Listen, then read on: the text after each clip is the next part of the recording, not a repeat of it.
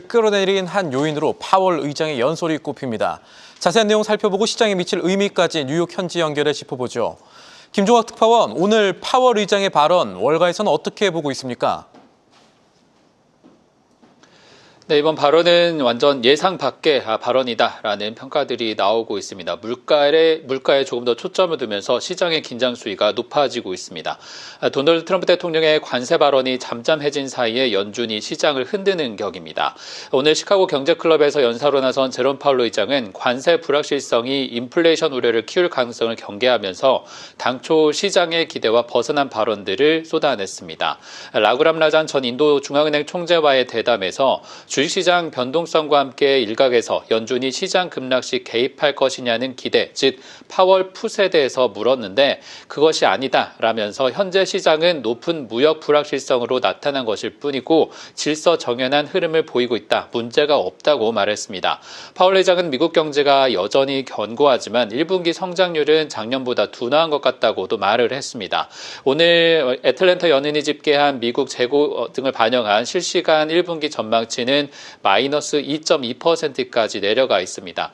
파월 의장은 기업들은 관세 대비해 수입이 상당히 늘어난 상태인데 이것이 나중에 GDP에 부담을 줄 수 있고 가격 영향이 큰 자동차 판매를 감안하면 전체적인 소비는 오히려 완만하게 증가하는 추세라고 보고 있습니다.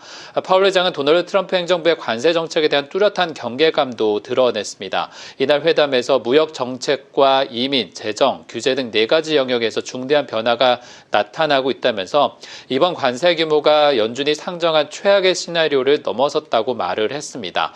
관세가 일시적인 영향을 줄 수 있다라고 봤던 3월 연방공개시장위원회 당시의 발언보다 맥락이 상당히 다른 부분입니다. 파월 의장은 관세는 최소한 일시적인 인플레이션을 유발할 수 있는데 더 지속적인 영향을 주게 돼서 기대 인플레이션을 높이게 된다면 그 자체가 인플레이션으로 고착화된다고 우려했습니다.